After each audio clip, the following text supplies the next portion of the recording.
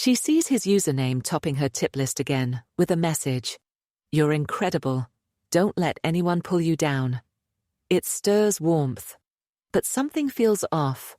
When her phone buzzes late at night, the words appear again. "I miss you. I only want what's best for you." She hesitates. Could it be him? Her ex?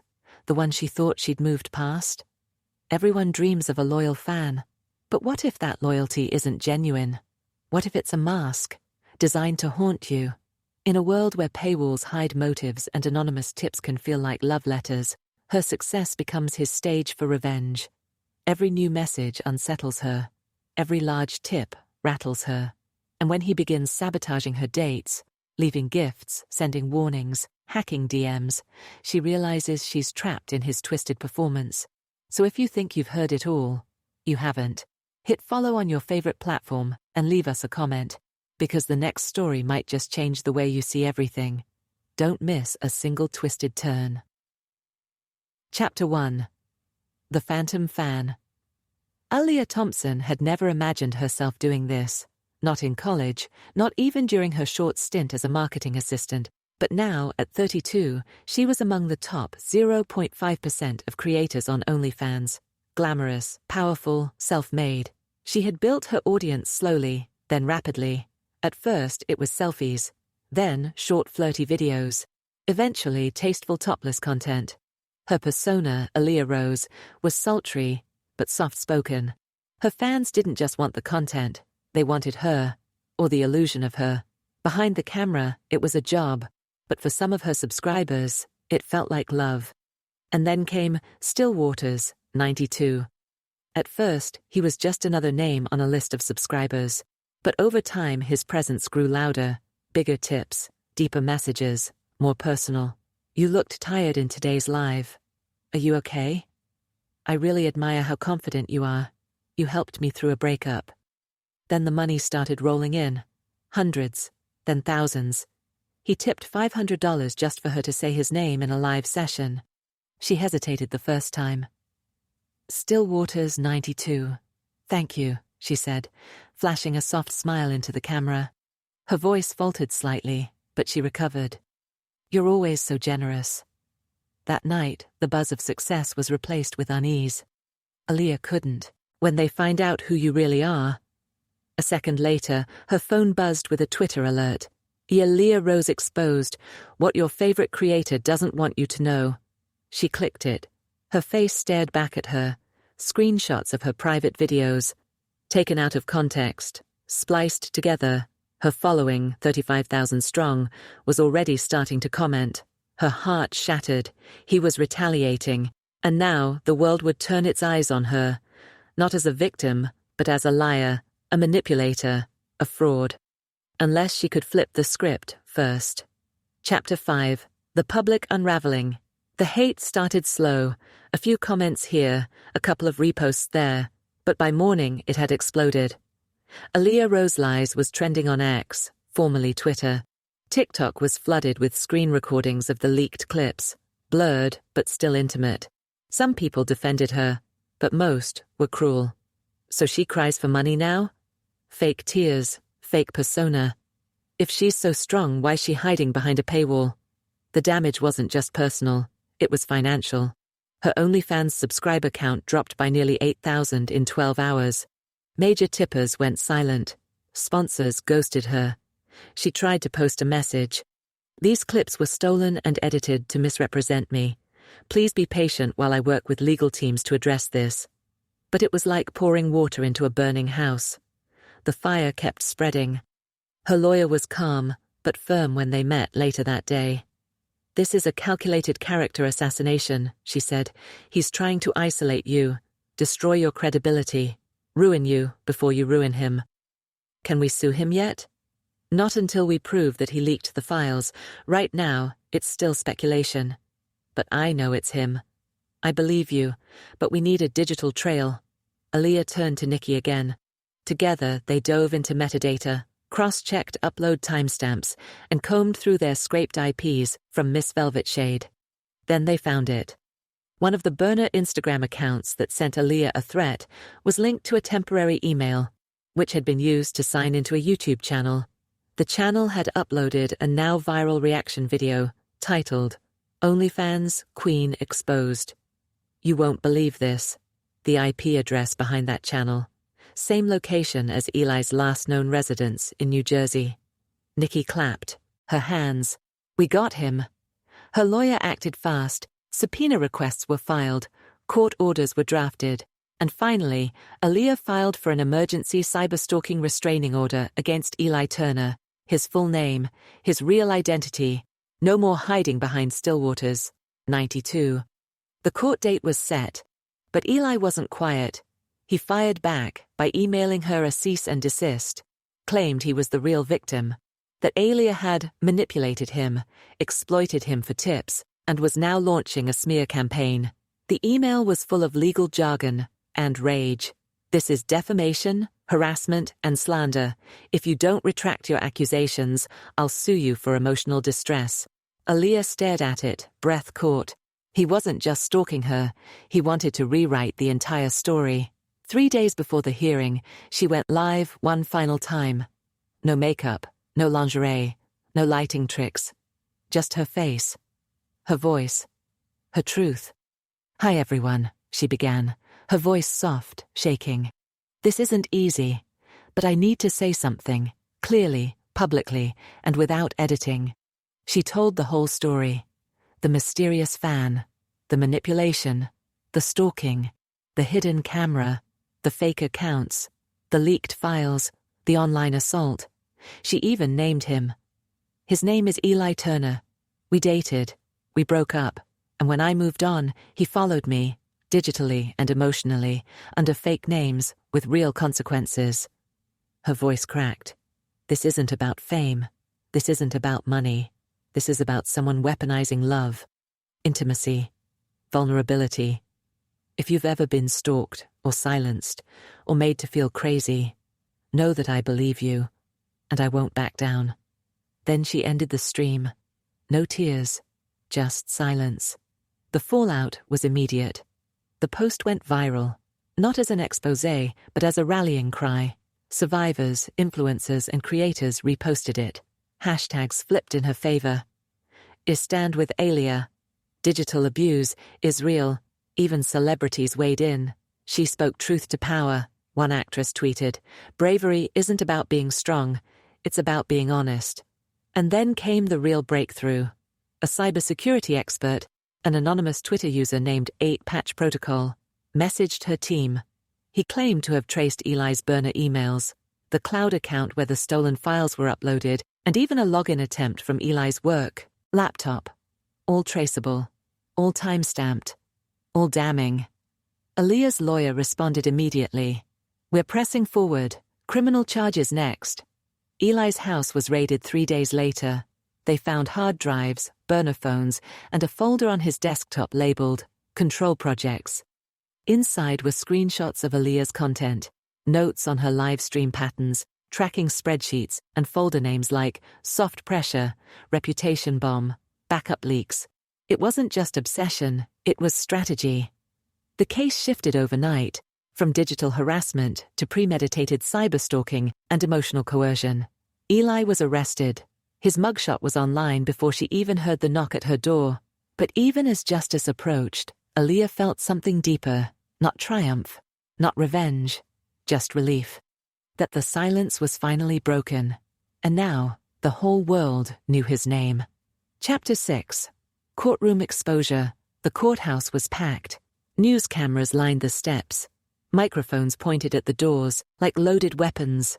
Inside, the room was colder than Aaliyah expected. Marble floors, wood paneling, metal seats that felt too small for the size of what was happening. Eli Turner sat at the defendant's table, jaw clenched, dressed in a tailored navy suit. He looked calm, composed, exactly how he always looked when he was lying. Aaliyah sat across from him, flanked by her attorney and a victim advocate. Her fingers were curled tightly around a pen, even though she wasn't writing anything. Her heart thumped loud in her ears, not from fear, but from the weight of everything about to be said, out loud, in front of strangers, reporters, the law. This wasn't just about her, this was about all of it. The The months of digital stalking, emotional manipulation, sabotage, and public humiliation. The prosecutors started strong. They laid out the timeline.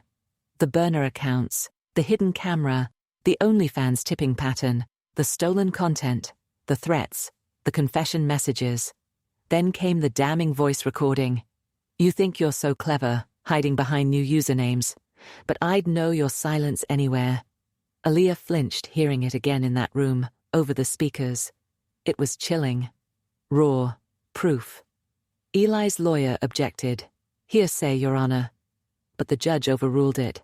The prosecution presented the metadata linking Eli's IP address to the fake email accounts, the burner Instagram tied to a cloud drive with the leaked content, his personal laptop's login history, the control projects folder.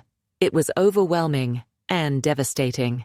Eli remained still, barely reacting. When it was Aaliyah's turn to take the stand, the courtroom hushed. She walked slowly to the witness chair, nerves bouncing between her ribs. She swore in, then looked straight ahead. Not at Eli, not at the cameras, but somewhere just above them, beyond. I didn't know what was happening at first, she said, voice steady. Just that something felt wrong. I had a fan tipping huge money, messaging me things that felt familiar. She recounted everything, how the flowers arrived with no name, the messages on her burner accounts, the private note on her windshield, the way he inserted himself into her life from the shadows, all while pretending to be someone else. I started second-guessing my memory, my judgment, my sanity. The courtroom listened in silence. Then I found the camera, hidden in my bedroom. That's when I knew. This wasn't support, it was surveillance. Her voice cracked on that word. The judge nodded. The stenographer typed quietly. I created content as a career. He used that to justify violating my privacy. He believed tipping me gave him access to my mind, my body, my life. Cross-examination came next. Eli's attorney tried to spin the narrative. Miss Thompson, would you say you cultivated intimacy with your audience on purpose? Yes, she replied. That's part of the platform. But what I create is consensual. What he did was not. And you accepted money from Mr. Turner under his pseudonym. I accepted money from a username, not from my ex-boyfriend, secretly trying to manipulate and isolate me. But you encouraged him, messaged him back, even flirted. Because I was baiting him. On advice from legal counsel. Every message I sent was backed up and monitored. I wasn't flirting. I was gathering evidence. The courtroom watched her, closely. She didn't flinch. She didn't cry. Because if there was one thing Eli never understood, it was that strength doesn't always look like shouting. Sometimes it's quiet, steady, patient, exactly the opposite of what he expected. When Eli finally took the stand, he smirked through most of it. I loved her, he said. She ghosted me, cut me off, lied, used me. He painted himself as a heartbroken man, framed as the real victim. She led me on. Even after the breakup, she made me think there was still a chance. Those messages she sent, she wanted me to find her again. Aaliyah closed her eyes. He was still rewriting reality, still performing, still pretending this wasn't about control, but about love. But the jury didn't buy it, neither did the judge. In his closing remarks, the prosecutor laid it bare. Mr. Turner used money, manipulation, and digital tools to create the illusion of care while systematically dismantling this woman's privacy, freedom, and career. This wasn't love, it was obsession wrapped in code. A week later, the verdict came in. Guilty on all counts. Cyberstalking, digital harassment, invasion of privacy, possession of non-consensual intimate media. Eli Turner was sentenced to 8 years in prison, followed by a mandatory lifetime cyber-behavioral registry, a new law recently enacted for repeat online offenders. It wouldn't fix everything. It wouldn't erase what he did. But it sent a message. Outside the courthouse, reporters swarmed Aaliyah. She gave only one statement. This isn't just about me. It's about the system that let him hide, the platform that let him tip without a face, and the silence that let him think he was untouchable. He isn't. Not anymore. Chapter 7. After the Stream Ends months passed, the headlines faded. New dramas, new scandals, new stories emerged online. Aaliyah Thompson slowly found her new normal. She didn't return to OnlyFans. The platform, for her, was permanently tainted, a reminder of power twisted and trust broken. Instead, she took time to breathe, to heal. But the scars lingered. Every time her phone buzzed at night, anxiety fluttered through her chest. Every new follower request made her stomach tighten, wondering if it was real, or another mask, another trap. Still, life moved forward. She moved apartments, across town, to a smaller place with better locks and brighter windows. She started therapy, unpacking the layers of trauma Eli had hidden within her life. It wasn't easy, but each session felt like peeling away layers of an unwanted disguise, rediscovering who she was underneath it all. Some days were harder than others, but she kept going. One afternoon, while unpacking boxes, she found an old Polaroid from her earliest creator days. It showed her smiling shyly at the camera, before the tips, the stalker, the viral chaos. She stared at it for a long time. That girl had no idea what was coming, but she also had no idea how strong she would become. Slowly, Aaliyah returned online. Not as Aaliyah Rose, not as Miss Velvet Shade, but as herself. She started a podcast called Unfiltered. No paywall, no performance, just honest conversations about digital privacy, stalking awareness, online boundaries, and emotional resilience. It caught on fast. Fans reached out, this time with supportive stories, solidarity, gratitude. Her voice became a guide for people who had nowhere else to turn. Aaliyah even testified before Congress, advocating for stronger laws to protect digital creators from harassment, privacy invasion, and emotional coercion. Her voice shook, but her message didn't. Behind every screen name, behind every profile picture, there's a human being. We deserve protection. We deserve to feel safe in our own digital homes. It resonated widely. Aaliyah had gone from victim to survivor, and then to advocate. One evening, her phone lit up again. Josh's name appeared on the screen. They had parted ways gently during the chaos, remaining friends, but hadn't spoken much since the trial. Saw your podcast. Really powerful stuff. Proud of you. Her chest warmed. She replied cautiously, "Thanks. Just trying to make something meaningful out of all this." Then his follow-up. "You free sometime for coffee?" "No pressure. Just friends." She smiled. Real. Simple. Warm. It felt safe. "Yeah, I'd like that." Eli, meanwhile, disappeared behind prison walls, stripped of his digital access.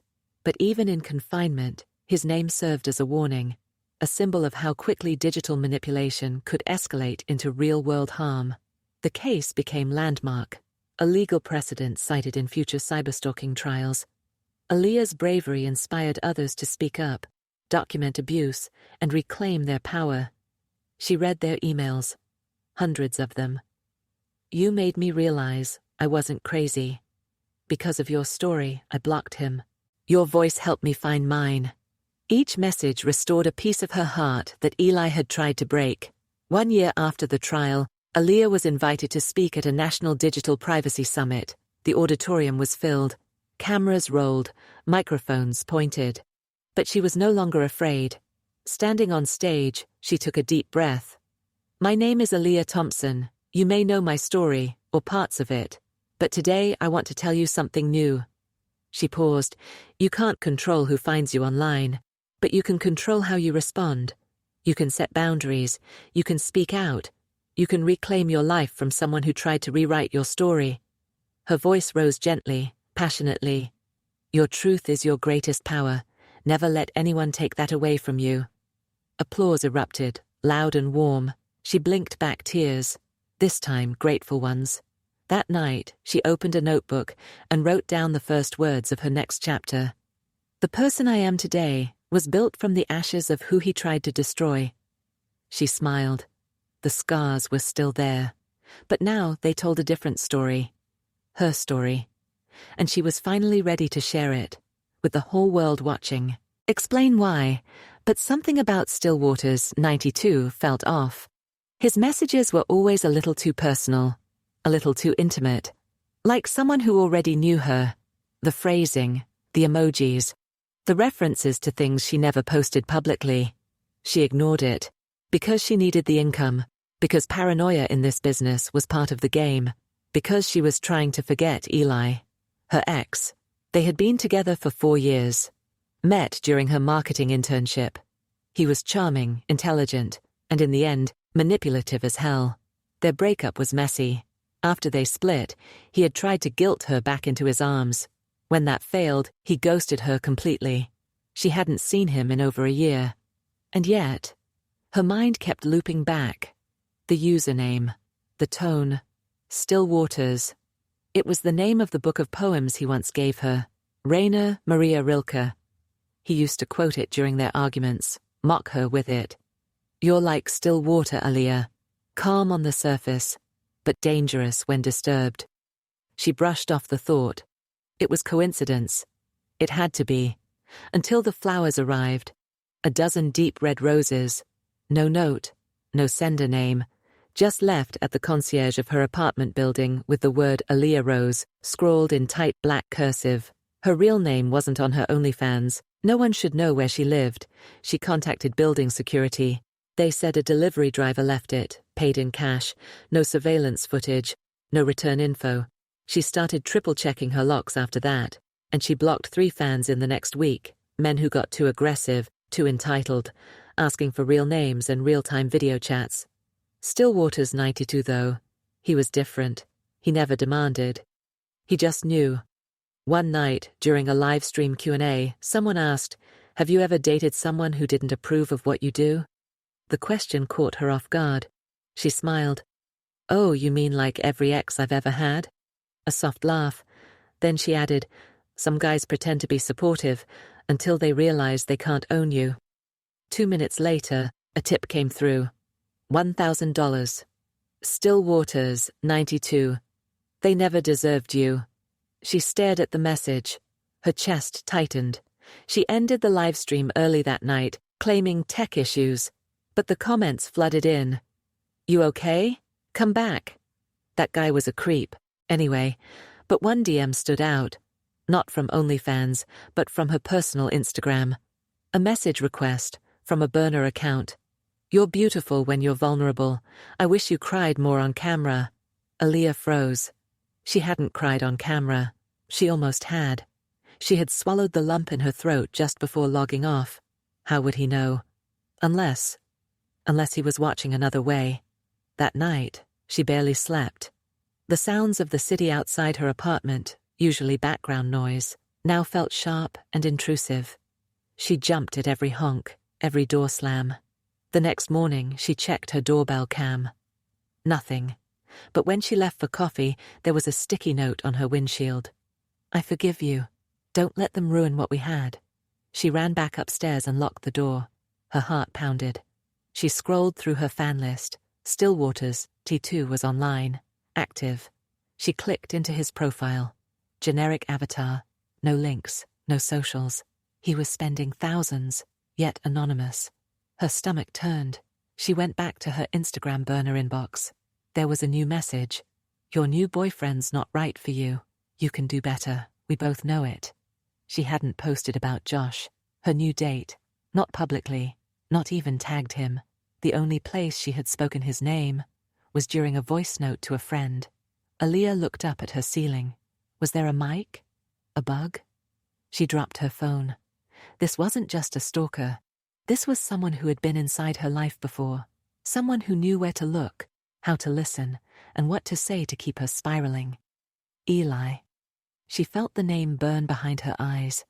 She had to find out if it was him. Chapter 2. The man behind the mask. Aaliyah sat frozen in her kitchen, phone trembling in her hand. The morning light bled through the blinds, casting prison bar shadows across her face. On the table, her untouched coffee had gone cold. The note on her windshield was still clutched in her other hand. "I forgive you. Don't let them ruin what we had." What we had. Her throat tightened.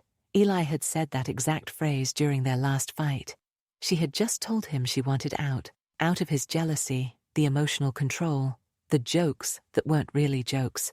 And that's when he'd said it. You're throwing away everything we had. For what? To post pictures online, like a child seeking attention. Now the words were back. But this time they were unsigned, anonymous. Except to her, they weren't. She opened her laptop and logged into her OnlyFans dashboard. A flood of new messages poured in. Compliments, requests, the usual.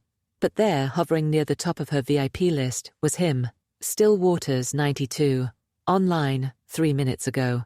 She clicked. There was nothing identifying, just archived messages, tips, some emojis. He'd been around for 9 months. 9. That was almost exactly how long it had been since she cut off all contact with Eli. She pulled up an old photo of him on her phone. He was smiling, confident. The kind of smile you only learn to doubt after it's too late. The dots were lining up, but she needed confirmation. She dialed her friend Nikki. "Hey," Nikki answered, sleepy. "You good?" "I think Eli's stalking me," Aaliyah said quickly, barely breathing the words. "Through OnlyFans." Nikki sat up instantly. "Wait, what?" "I think he's this guy, Still Waters 92. He knows things. He's tipping huge, sending messages that sound just like him, and now I'm getting creepy notes on my car." "Have you reported it?" "To who?" Aaliyah snapped. "OnlyFans doesn't care as long as the money's green, and he hasn't technically done anything illegal. Yet." Nikki went quiet. Then she said, "Okay, let's find out if it's him." They met that afternoon in a downtown cafe, laptops out, AirPods in, heads together like detectives on a case. Nikki pulled up a software called Reverse Tipper, a discrete third-party app some creators use to cross-reference usernames, payment activity, and digital breadcrumbs. "Got this from a Discord group," Nikki said. "It doesn't give you real names, but if he's ever used the same IP, email, or card on other sites, we might get a match." Aaliyah hesitated. "Let's do it." They input Still Waters 92's account ID, processing, a spinning wheel. Then, 3 potential matches. Number 1, an inactive Reddit account. Username, Poetic Disaster. Aaliyah's eyes narrowed. That was the name of a Tumblr blog Eli used to run, full of moody poetry and passive-aggressive quotes about toxic women. Dovka 2, a backup Instagram linked to a burner email. No followers, no posts. But the bio said, "Deep waters run quiet." She choked. He used to say that about himself, a justification for his silences, his lies. Dovka 3, a linked Venmo account. Partial name visible. E.T. Her skin prickled. Eli T.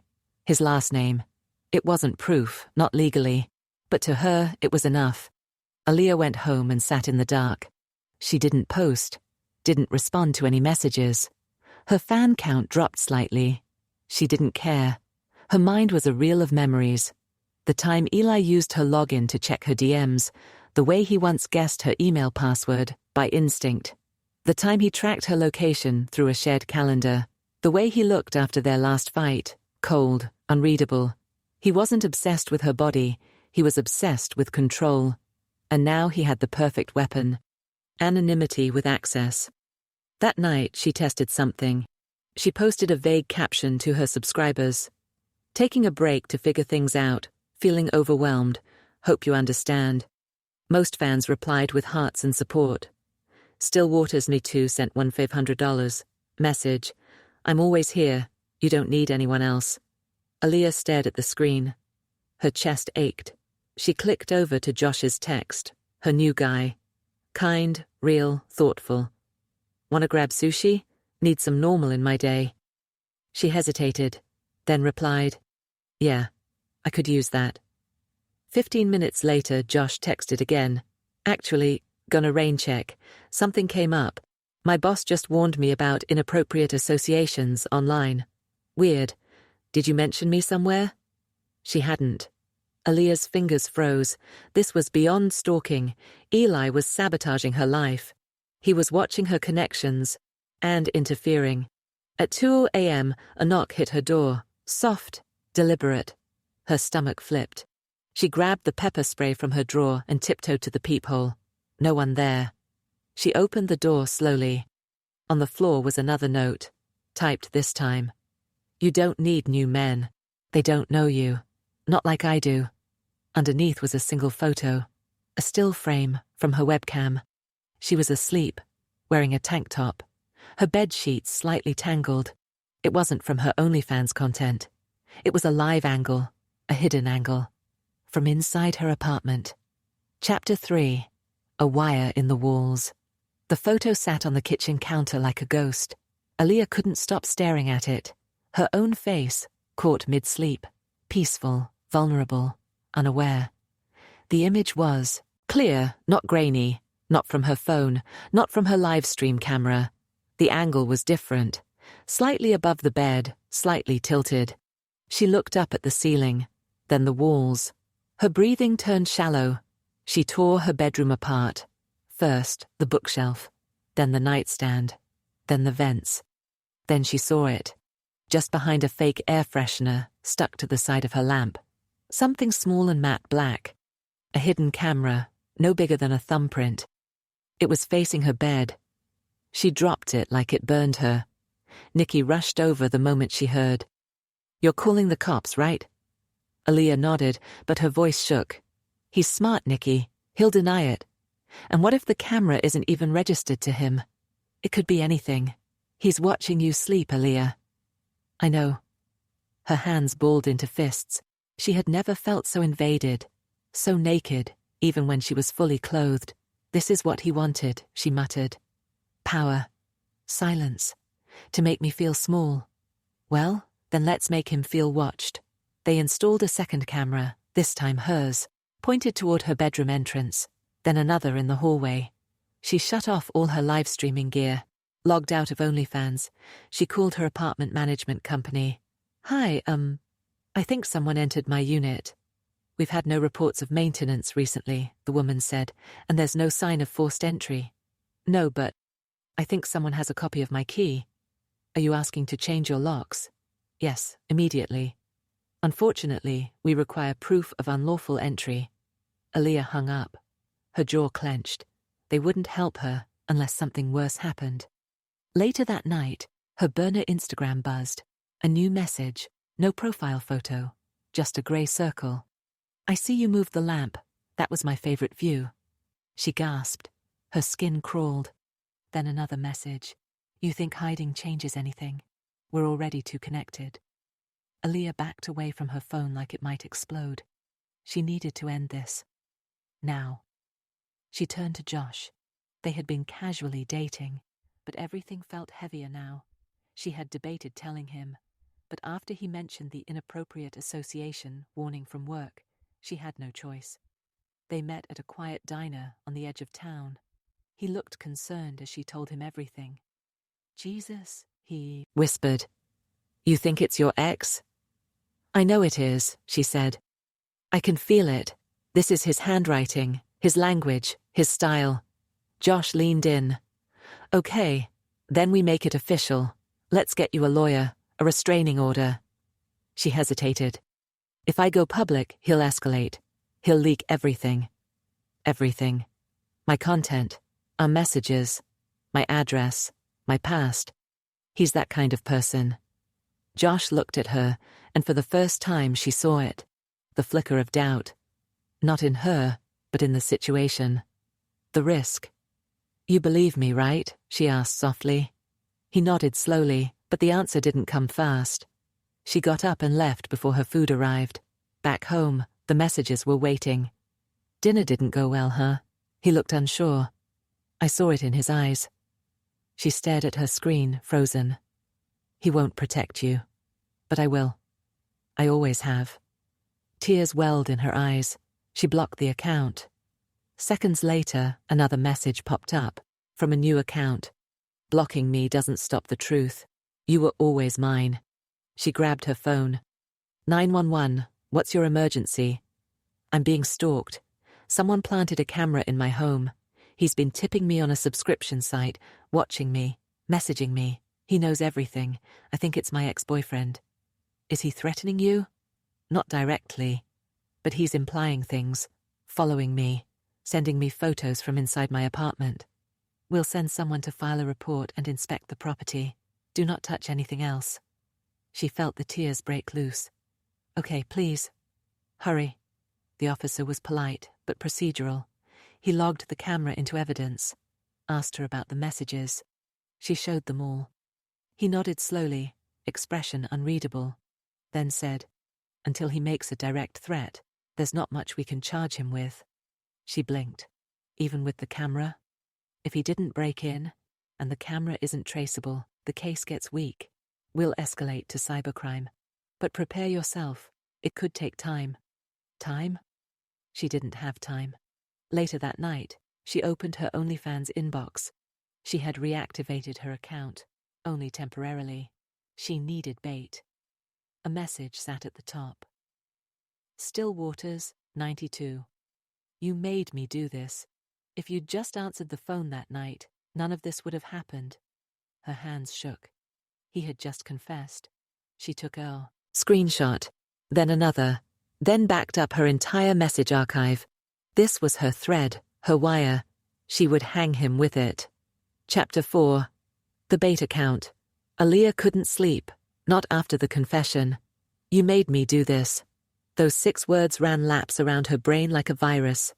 She had the screenshots, the camera, the messages, but the officer's words kept echoing in her head. Until he makes a direct threat. It wasn't enough. Not yet. So she decided to play the only game Eli understood. Control. She'd bait him, not just emotionally, but digitally. She'd let him walk into his own trap. She called Nikki at 6 a.m. "I need to make a new account," she said. "Same platform, fake name, same kind of content. But I want to control the narrative." Nikki didn't ask questions. She just said, "I'm on it." By noon they launched the decoy. New persona. Miss Velvet Shade. Different voice. Different backdrops. Subtle edits. And most importantly, a new subscriber pool. But Aaliyah knew it wouldn't take long. If Eli really was monitoring her, searching her name, tracking her emails, scanning her online movement, he'd find the account, and he'd come crawling back. She even left a subtle breadcrumb in a post. Sometimes the people who claim to love you the most are the ones who want you the quietest. That afternoon, she posted a soft-lit photo with her face partially hidden.